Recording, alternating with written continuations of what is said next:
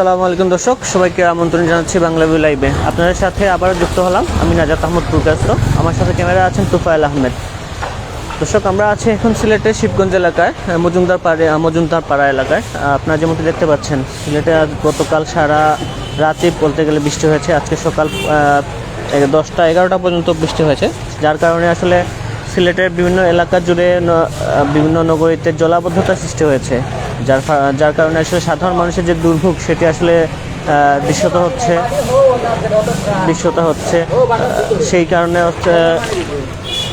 সেই কারণে মানুষ আসলে যে পরিমাণ দুর্ভোগে পড়ছেন সেটি আসলে বলার মতো না। আপনারা দেখানোর চেষ্টা করছি মানুষের যে দুর্ভোগ, পানি আসলে অনেকটাই নেমে যাওয়ার পরে আসলে এখন মানুষ দোকানপাটে যে পানি উঠছিল সেইগুলো আসলে পরিষ্কার করছেন।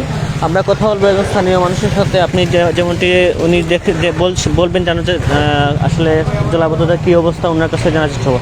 আসলে এখানে কতটুকু পানি ছিল বা আপনারা কেমন চলাফেরা করছেন?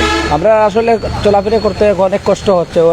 ওদিকে একটু আগে আঁটু পর্যন্ত পানি ছিল, আর আমাদের বাসার সামনে মানে বাসার ভিতরে, বাসা থেকে বের হওয়ার পরে কোমর পানি, বের হতে পারছি না। এখন একটু পানি কমছে, তার বের হচ্ছে।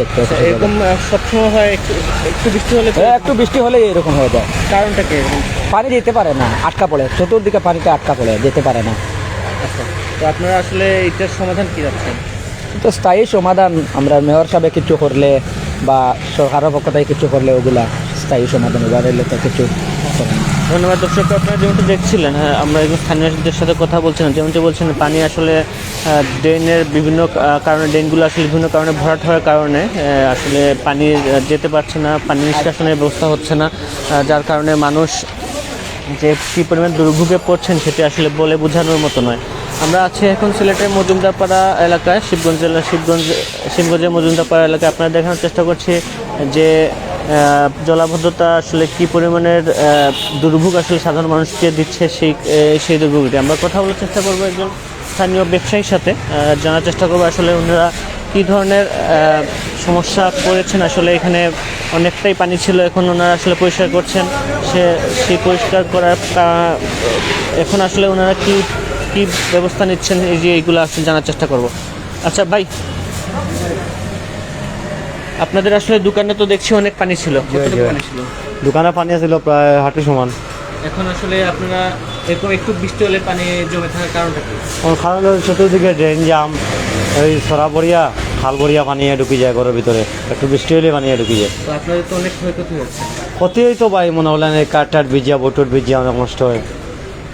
জি ধন্যবাদ। দর্শক, আপনারা যেমনটি দেখছিলেন, আমরা দেখানোর চেষ্টা করছিলাম সাধারণ মানুষের যে দুর্ভোগ, সেই দুর্ভোগের চিত্র জলাবদ্ধতার কারণে। ভাই, একটু কথা বলি। আপনাদের তো আজকে অনেক পানি ছিল, এখানে কতটুকু পানি ছিল? আপনাদের কেমন সমস্যা পড়ছিল? ওই তো প্রায় আটকে পানি ছিল। দোকানে কোন ক্ষতি হয়েছে? ক্ষতি হয় না ভাই, আইসি দাঁড়ে থাকা ক্ষতি হয় না, নাহলে তো ক্ষতি হইলে না। এরকম হওয়ার কারণ কি? দুদিন পরে মানে একটু বৃষ্টি হলে জলাবদ্ধতা হলে আপনার দোকানে পানি ঢুকে যায়? তা বলতে হয় না, কারণ কি দাম কিটা বলতাম, হয়তো কেউ মাথায় উনি ড্রেন ঢাকি ফেলাইছে দেখা, ছেলে দিয়ে ঢাকি ফেলাইছে দেখা সমস্যাটা হইতেছে। দর্শক, এই ছিল আসলে আমার কাছে সিলেটের জলাবদ্ধতার এই অংশের চিত্র। শিবগঞ্জ থেকে আপনারা দেখানোর চেষ্টা করছিলাম যে জলাবদ্ধতার কারণে সাধারণ মানুষ যে দুর্ভোগে পোয়াচ্ছেন সেই চিত্রটা। বাংলাভিউ লাইভ এখানে শেষ করছি। আগামীতে আবার দেখা হবে। ততক্ষণ সবাই ভালো থাকুন, সুস্থ থাকুন, বাংলাভিউর সাথেই থাকুন।